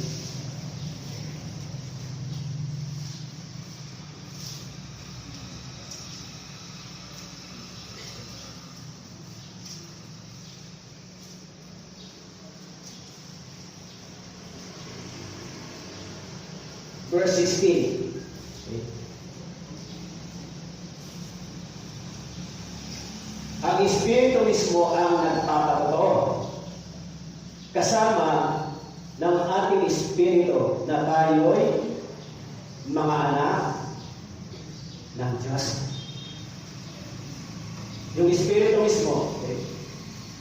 Sino po ang nagpapatotoo? Ikaw lang ba ang nagtitestify na ikaw ay anak ng Diyos? Ang sabi dito, even the Spirit of God na nasa atin, nagtitestify siya. He testify. Tama po? Ngayon, ako lang ba nagsasabi? Ako ay anak ng Diyos. Ikaw lang ba? Hindi po. Even the Spirit of God tinitestify sa puso mo, sa iyo mismo na ikaw ay anak ng Diyos. Naintindihan niyo ba yung talatang ito? Ang Espiritu mismo, ibig sabihin yung capital letter, ito pa ay Holy Spirit. Yung small letter, it is my spirit. Ibig sabihin, life. Yun yung buhay na nasa atin. Kaya, ang Espiritu mismo ang nagpapatotoo kasama ng ating Espiritu na tayo'y mga anak ng Diyos. Clear po ba ito? Malinaw po ba yan? Kung ganon, kung pinapatotoo ng Espiritu Santo na ako ay anak ng Diyos, paano ako mapupunta sa hell? Paano ko masasabing ngayon ay anak ako, bukas hindi na? Kaya mga brothers and sisters, sa totoo lang, kahit sa ating panahon, maraming mga born-again churches na nakikita natin. Pero pagdating sa salitang kaligtasan, pagdating sa salvation, yan po yung malaking komplikado. Complicated sa kanila. Sa atin hindi. Kaya kung natanggap natin yung tamang ebanghelyo at ligtas tayo sa kapangyarihan ng salita ng Diyos, ano ang dapat natin gawin? Sabi ni Paul, dapat kayong gumawa para sa Panginoon. Dahil ligtas na kayo. Tama mo? Hindi kayo gagawa para kayo ay makapasok sa langit. Natanggap na tayo ng Panginoon bilang Kanyang anak. Tinawalang sala na tayo. Kaya sinasabi doon, meron ng salita discipline. At yung discipline na yun ay para lang sa mga anak. So, brothers and sisters, yung Biblia ba ay nagtuturo na ang kaligtasan ay nawawala? Yung Biblia ba ay nagtuturo na kailangan ng kaligtasan na may kasamang gawa para maligtas ka? Hindi po. Hindi po yan itinuturo ng Bible. Pero itinuturo yan ng mga sinungaling na tagapag. Pero ano po ang sinabi ng Bible? Pagkatapos nating maligtas, dapat tayo magsimulang gumawa. Yan yung tamang sinabi ng Biblia. Yan yung sinasabi ni Paul. Bakit po sinabi ni Paul yun? Kasi doon sa kasunod na talata, sa verse 13, ano po ang meron sa verse 13? Sapagkat Diyos ang gumagawa sa inyo, maging sa pagnanais o sa paggawa para sa Kanyang mabuting kalooban. Kaya po sa original na text, itong verse 12 and 13 ay isang talata lang yan. Isang talata lang po yan. Hindi po yan magkaiba. Okay? Kaya sinabi ko dito, ang Diyos ang gumagawa sa inyo. Ibig sabihin, yung paggawa ng mabuti ay hindi nanggaling sa ating sarili. Ito ay budyok sa atin ng banal na Espiritu. Sapagkat Diyos ang gumagawa sa inyo. Kanino? Kanino gumagawa ang Diyos? Sa mga tao na ligtas. Maging sa pagnanais, alam niyo po yung desire, yung will ng tao, ito po yung mahalaga na pumailalim sa kalooban ng Diyos. Kaya sinabi diyan, ang Diyos ay gumagawa sa inyo maging sa pagnanais. So yung paggawa ng mabuti, kanino galing? Yung pagnanais sa paggawa ng mabuti, kanino po galing? So magagawa lang natin yung mga mabuting bagay kung tayo po ay may kaugnayan sa Diyos, kung tayo ay nakaugnay sa Diyos. Magagawa lang natin yung mga gawain ng Diyos kung tayo po ay konektado sa Diyos. Hindi ipagagawa ng Diyos sa atin yung gawain ng Diyos kung wala tayong connection sa Kanya. Imposible yan. Kung gumagawa yung tao sa mga religious nilang mga practices, ginagawa nila yun because of practices and religiosity.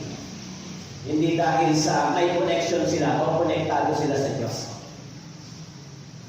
Kaya sinabi ko diyan, maging sa John chapter 15 verse 5, sinabi ko, ako ang puno ng ubas.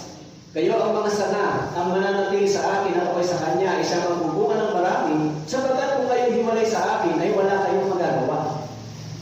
Kung gano'n, sa John chapter 15 verse 5, kung hiwalay tayo sa Diyos, wala tayong magagawa. Ngayon, kung gumagawa ang tao ng hiwalay sa Diyos, gumagawa siya para sa kanyang sariling desire. Kaya Alam nyo, based on my personal experience,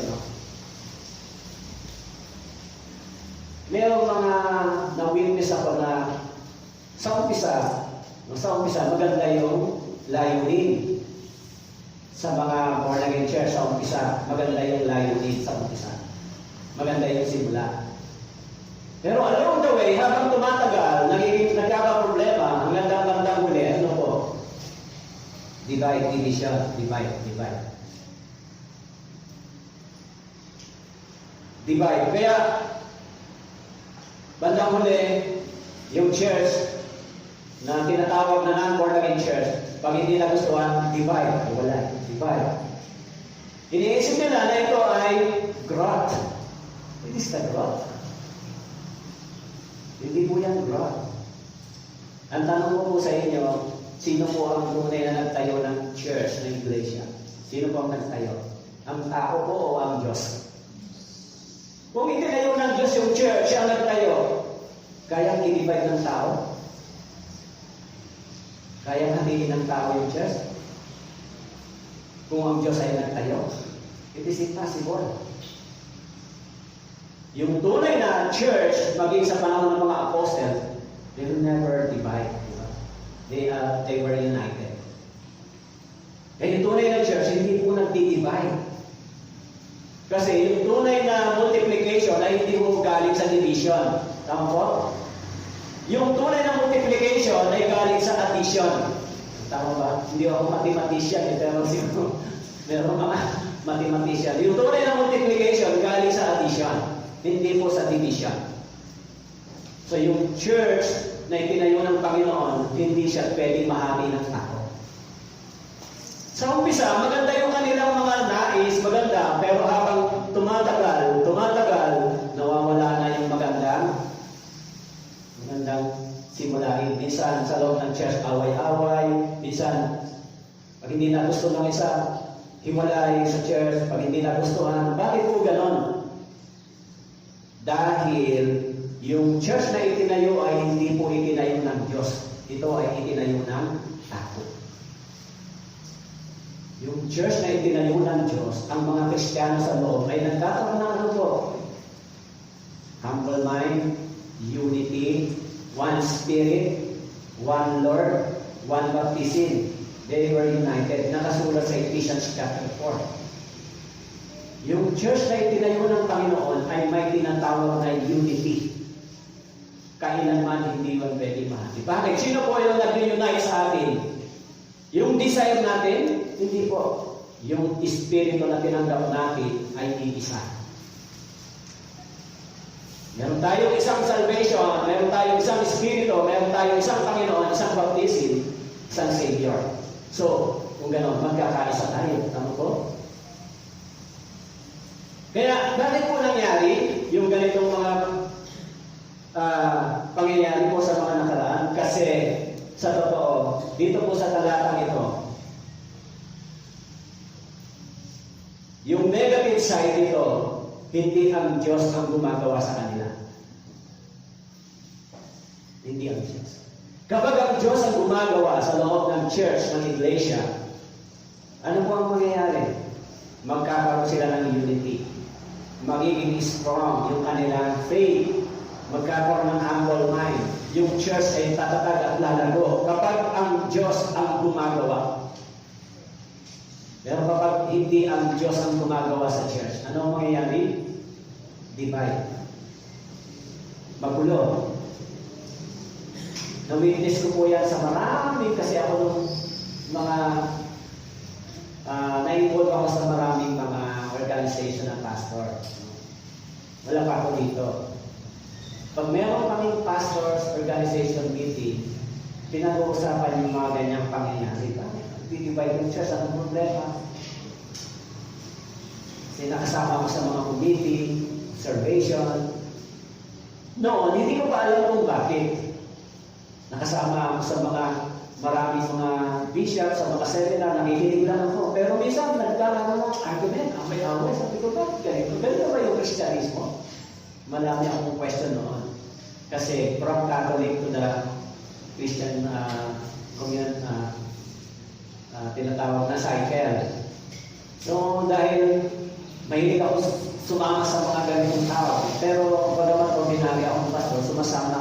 nakikinig ako.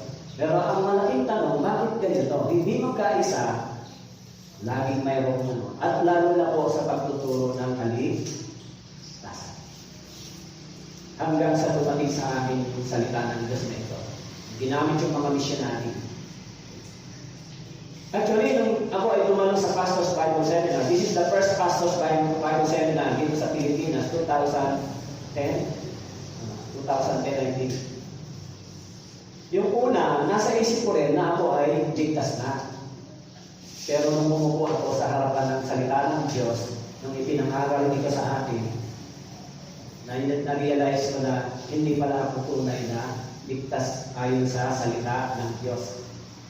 Hindi agad ako naniwala. So sabi ko, kailangan kong i-confirma ito. Kasi nakapag-aaral ako sa loob ng Bible School. Marami akong mga narinig na pagtuturo, mga training. Kaya expect ko sa sarili ko na ako ay ligtas na. Pero nung marap ako sa salita ng Diyos, false teaching pala yung hawak ko. Kaya nung pagkatapos ng first Pastors Bible Seminar, bumili po ako ng CD. 16 session po yan, 16 session. Pag-uwi ko sa bahay, siguro mga pinakamababang 6 times ko siya binalik-balikan bawat session. Kasi hindi ako makapaniwala. Hanggang sa ma-confirm ko na mali nga yung una kong natanggap na pagtuturo. Base dito sa Scripture. Siyempre, yung time na yun, lumuha din ako sa Panginoon kasi naisip ko, ang dami ko ng pagod, hirap, 13 years, ang hirap. Pero na-realize ko na naawa pa rin ang Diyos sa akin. Kasi hindi niya ako hinayaan magpatuloy sa maling pagtuturo at paninimala. Kaya po, pagkatapos nun, pinag-aralan ko lahat ng mga teaching na pumasok sa tinatawag na Born Again Church. Ano-ano ba yan? Ang dami. Actually, 9 nga yata yung na-discover ko, 9. False teaching. Alam nyo, ang daming pumasok. Kaya, pag tinanong mo yung mga nasa church, iba-iba yung sagot nila pagdating sa kaligtasan. Pag tinanong mo, ligtas ka ba? As long as gumagawa ako, losing salvation. Ligtas ka ba? Kung sumusunod ako sa law, by works, di ba? Ligtas ka ba? Oo, pinili ako ng Diyos, election. Kahit hindi naman dumating sa repentance and faith. Ligtas ka ba? Pag nabautisman ako, ligtas ako. Totoo ba yung kaligtasan ay requirements ng baptism? False na naman. Diba? Ligtas ka ba? Kung tinanggap mo si Jesus, ligtas ako. Paano kung hindi mo tinanggap si Jesus?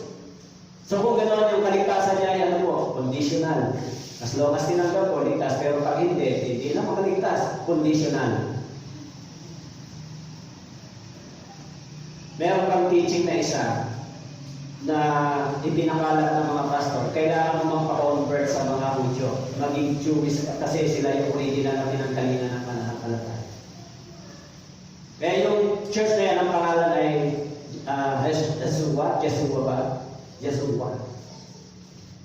Lahat ng mga ito, ginagay ko kung saan ito galing. Dito rin galing lahat. Pero, saan sila nagkamali? Saan sila nagkamali? Kasi, sabi ko dito,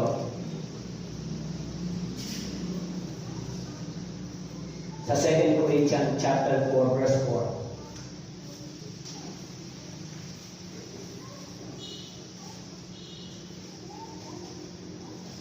sa kanilang kalagayan, binulag ng Diyos ang sanlibutan ito, ang pag-iisip ng mga hindi mananampalataya, upang huwag nilang makita ang liwanag ng Ebanghelyo ng kaluwalhatian ni Kristo na siyang larawan ng Diyos. Ano po yung issue? Dahil dito. Hanggat hindi ka na born again ng totoo, you are still spiritually blinded.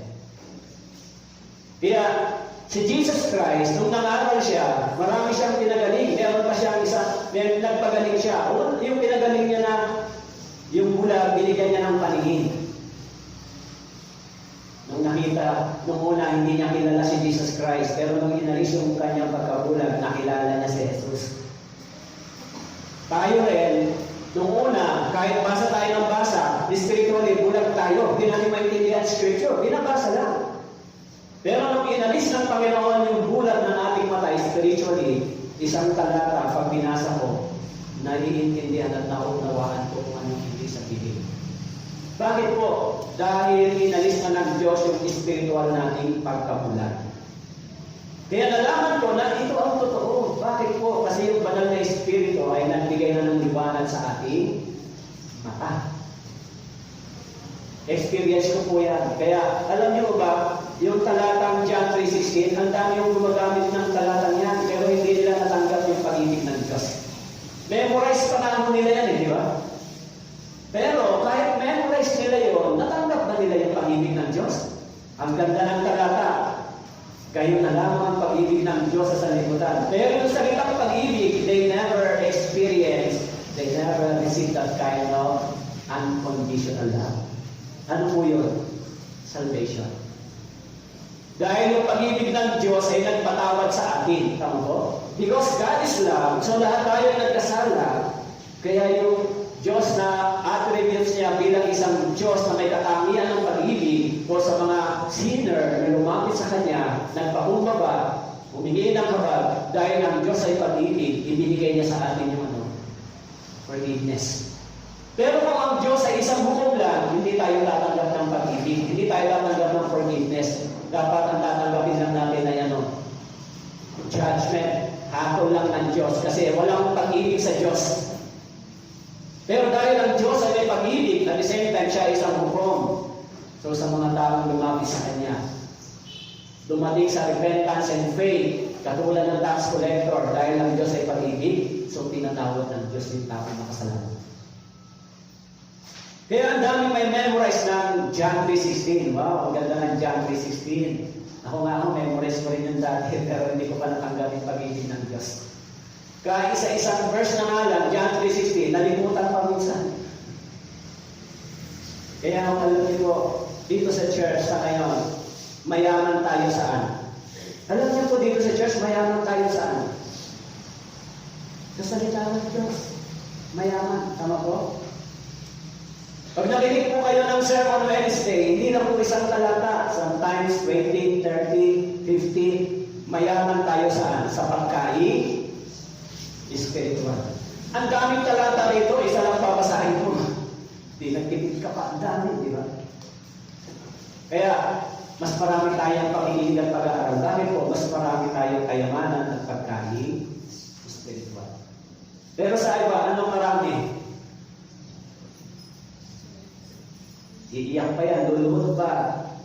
Tapos yung words of God, 15 minutes lang, 30 minutes, tapos na. Ano lang po yung meron? Emotion. Kaya dito, ang ginawa natin, yung kagandahan nakita ko sa church, lumago tayo sa salita ng Diyos. Kaya maawit lang tayo ng dalawa, tapos na, mas maraming pakikinig. Kaya, alas 12 na. Hindi pa ako tapos. Siguro sabi nila, ang haba ng pastor magsalita. Kailan daw matatapos yan? Hindi ko naman napansin. Napansin niyo ba? Ang bilis ng oras eh. Ang bilis ng oras, sa totoo lang. Hindi ko pa nga naisip, 2 oras na ba ako nagsasalita rito? Parang feeling ko, 30 minutes pa lang eh. Hindi natin napapansin yung pag-usap dahil sa kapangyarihan ng salita ng Diyos. Actually, kaya ko pa mag-speak hanggang 4 hours. Okay lang ba sa inyo? Hindi o. Medyo violation na sa inyo. Baka sabihin next time, ayaw ko na bumalik. Napakaaba. Pero,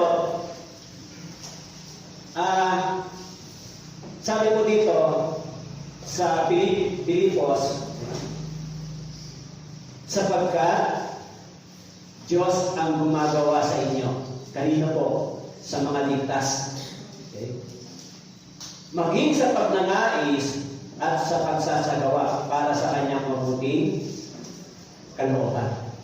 Mga brothers and sisters, 5 page to, isang page lang ang natapos ko. 5 page ang ginawa ko, pero isang page lang natapos ko. Kaya ending ako sa isang page, sa 2 page lang.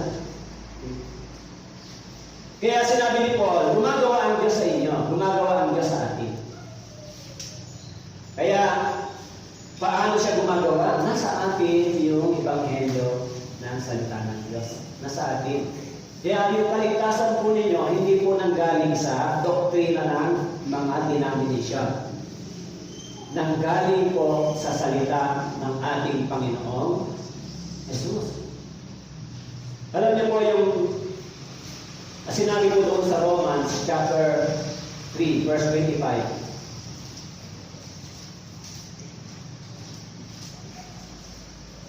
Romans chapter 3, verse 25.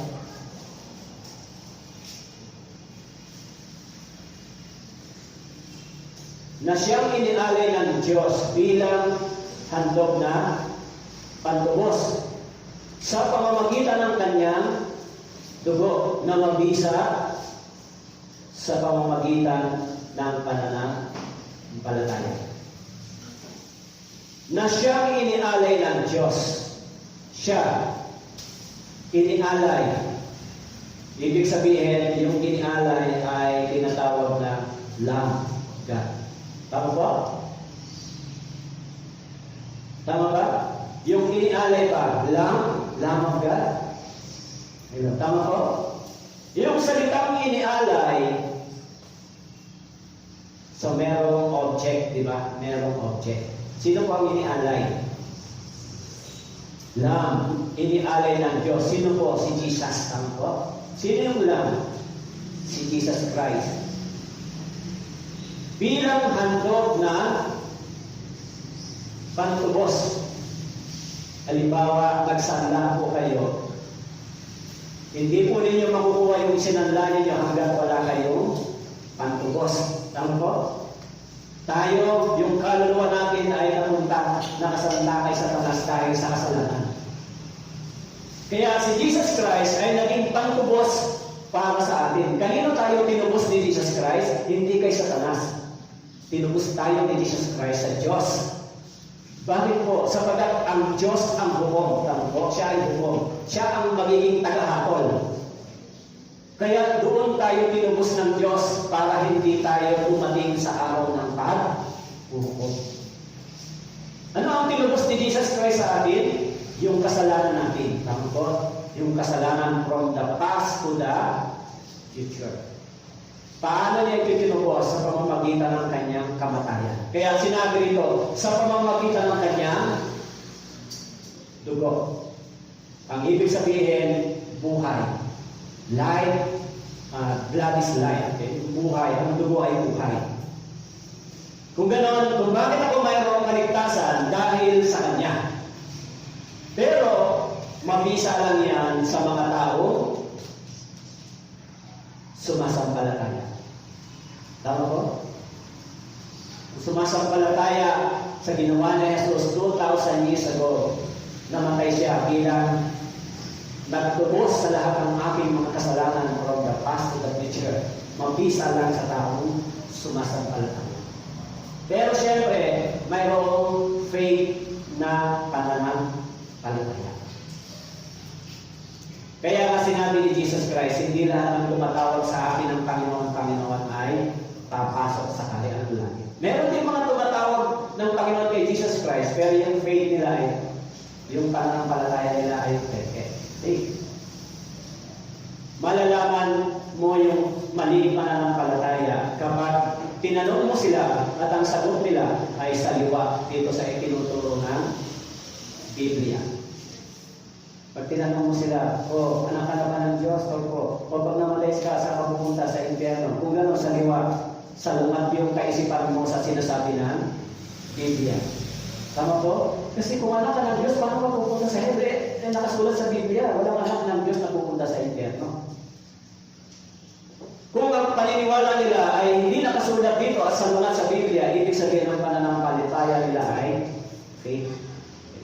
Dapat yung pananampalataya nila ay ayon dito sa nakasulat. Tama po?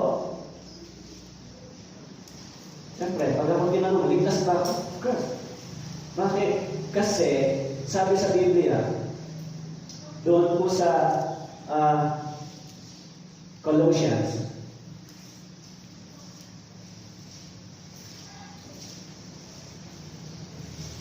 chapter 2, Sabi ko dito, mahalaga po yung salitang ito. Tama po? Ipinatawad niya sa inyo ang lahat. Tama po? Yung salitang lahat, yan po yung past, present, and future sin. Tama po? Ano po yung ipinatawad sa atin? Kaya pag bumibili ka, patawad naman. Bakit? Nagkasala ka ba? Ano yung ipinatawad niya sa atin? Anong ipinatawad niya sa inyo? Kasalanan. Ano po? Kasalanan.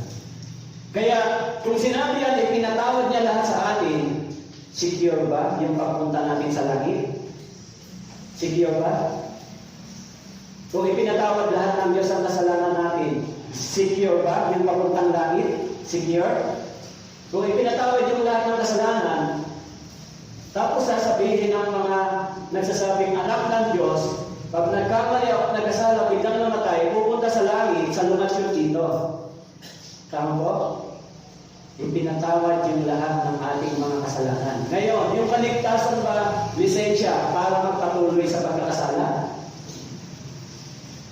Iniisip ng iba, total naman, bayad na lahat, pwede na magkasala. Ibig sabihin naman, hindi siya ligtas. Ang ibig sabihin, bayad na yung kasalanan ko, dapat ako magsimulang lumakad ng direction ayon sa gusto ng Diyos. Tama po? Yan ay nakasulat sa Biblia. So, ligtas pa ako? Yes, kasi tapos na yung kasalanan ko. Ang kailangan ko kayo ang sinabi ni Paul, isagawa mo na yung kaligtasan. Your testimony. Yung bunga ng kaligtasan mo. Ipakita mo na ikaw ay naligtas talaga sa harapan ng mga tao. Alam naman mo, isasagawa ko yung kaligtasan ko dahil ligtas ako. Pag uwi ko sa bahay, magwawala ako, magiinom ako, magbibisyo ako kasi ligtas ako. Ganun mo ba? Siyempre hindi. Mawilipis nila yung transformation. Spiritual transformation. Magsisimulang magbago yung sinasabi, ginagawa, lifestyle, hanggang sa dumating yung panahon, masabi na ng family mo, masabi ng asawa, mga anak, nag-iba na talaga yung kapatid ko, nanay ko, tatay ko, nag-iba na yung gawa ng asawa ko, nag-iba na, nagbago na yung kanyang pagkatao. Unti-unti, nakita ko sa kanya, nag-iba na. Hindi ba yan makikita ng mga taong nasa bahay natin, ng mga taong nakakita sa atin? Siyempre, makikita yan. Diba? Makikita nila. So, mga brothers and sisters, bilang panguli, di ako natapos dito sa 5 pages. 2 verse lang. Yung tamang kaisipan, tayo po ay hindi inuutusan ni Pablo doon sa Philippians chapter 2, verse 12, na gawin yung kaligtasan para maligtas. Hindi po yun ang meaning, hindi po yun ang interpretation ng sinabi ni Pablo yung divine commandments ng Diyos sa church, sa mga ligtas, kailangan nyo na mabuhay ayon sa kaligtasan na inyong tinanggap. Dahil ang Diyos ay gumagawa na sa pamamagitan ninyo. Kaya, kakayanin ba natin mabuhay ayon sa gusto ng Diyos? Yes, kasi sinabi ron, ang Diyos na ay gumagawa sa atin. Tutulungan tayo. Tulungan ako ng Diyos kasi gusto ko nang maging matuwid at tama. Tutulungan niya na ako. Bakit po? Tama na yung pagkaunawa ko sa salvation ko. Tama na yung pagkaunawa ko sa salita ng Diyos. Tama na rin yung pagkakilala ko sa Diyos. Ayos na yung connection ko sa Diyos. Pero hanggat mali yung kaligtasan na pagkaunawa natin, wala tayong connection sa Diyos. Kasi hindi pwedeng magkamali yung banal na espiritu sa pag-lead sa atin sa salvation. Ngayon, tama na yung pagkaunawa ko. Tapos na yung kasalanan ko. Kaya na, meron na akong, sabi na, meron na akong kalayaan sa kapangyarihan ng kasalanan. Meron na akong kapangyarihan na magawa ito galing sa tulong ng banal na espiritu, ang lumaya dito. Hindi na tayo alipin, di ba? Hindi na tayo alipin. So, mga brothers and sisters, bakit tayo nandito? Kasi ligtas tayo. Hindi tayo gumagawa ng mabuti, nagsisikap para maligtas, hindi po. Para makapasok sa langit, hindi po. Inuulit ko, Kaya tayo lumalakad, nagsasakripisyo. Ay, mga brothers dito na naghahakot sa inyo, naghahatid sundo, nagsisikap sa inyo, tulungan kayo, para pa sila makapasok sa langit, kaya nila ginagawa yun. Kawawa naman sila, di ba? Ako ba? Kaya ako nangangaral sa inyo para di makapasok sa langit? Ay, kawawa ako. Baka pagdating ko sa harapan ng Diyos, sabihin doon sa Matthew chapter 7, I never knew you. Kasi naniniwala ka sa akin, pero hindi ka naniniwala pupunta sa langit. So I never knew you. Anong pakinabang ng pagsisikap, paghihirap natin, pagkatapos hindi tayo tiyak sa ating ginagawa at papakasakali? Kawawa tayo, di ba? Kawawa yung mga punta sa simbahan, sakripisyo dito, sakripisyo doon, tapos hindi ako papasok sa langit. Kawawa sila, di ba? Kaya tayo nagsasakripisyo, nagpupunta sa simbahan, nag-i-invest. Kasi sinabi ng Biblia, pagdating ng Panginoon, tatanggapin natin ay reward. Tama po? Reward. Meron bang nakasulat na reward sa Bible, yung mga Kristiyano? Meron bang nakasulat? Nakasulat po na ang mga born-again Christian na nagsasakripisyo at naglilingkod sa Church ng Panginoon ay tatanggap ng reward. Bibigyan tayo ng gantimpala. Kaya sinabi ni Paul, isagawa niyo na yung kaligtasan niyo. Bagamat pagsakripisyo kayo, magdusa kayo, bagamat mahirapan kayo, but don't worry, sabi nun, meron kayong reward sa inyong pagdurusa, sa inyong kahirapan. Kasi yung pinag-aaralan natin last time, 1 Corinthians chapter 4 verse 1 Timothy chapter 4 verse 12, lahat ng mga nagnanais lumakad sa kabanalan at katwiran ng Diyos ay taranas ng pag-uusig. So, yung pag-uusig na ito ay dito lang sa lupa. Ang kapalit ng pag-uusig, kabaliktaran nito sa langit ay reward. Dito sa lupa, ang tingin sa pag-uusig ay negatibo.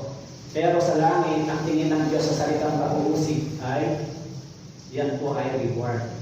Hindi po negative, di ba? Positive. Yan po ay reward. So tayo nagdurusa dito, habang nagdurusa, yung kapalit naman ito sa kabila ay reward. Tama po? So mga brothers and sisters, huwag po kayong gumawa dahil lang pupunta kayo sa langit. Hindi po yun. Huwag kayong magsikap dahil lang pupunta kayo sa langit. Hindi po yun.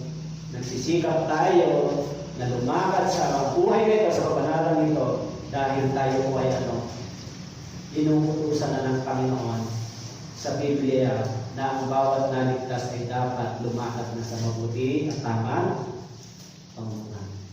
Agree po kayo? Siguro tapos na ako, pasang alas 12 na. Okay, let's pray. Aming Amang Diyos, maraming salamat po sa inyong salita. Bagamat kulang po ang oras at panahon, subalit yung mga salita po ninyo ay tumutulong sa amin upang lumago at tumatag ang aming pananampalataya. Maraming salamat sa 100% assurance na ibigay niyo po sa amin sa pamamagitan ng mga talatang ito na iingatan namin sa aming puso. Pagpalain niyo po yung mga brothers and sisters, maging yung mga bagong ligtas, lumago sila sa kaalaman at pagkakilala po sa inyo. Salamat po Panginoon at ingatan niyo po kami. Ito po ang aming dalangin sa pangalan ng Jesus. Amen.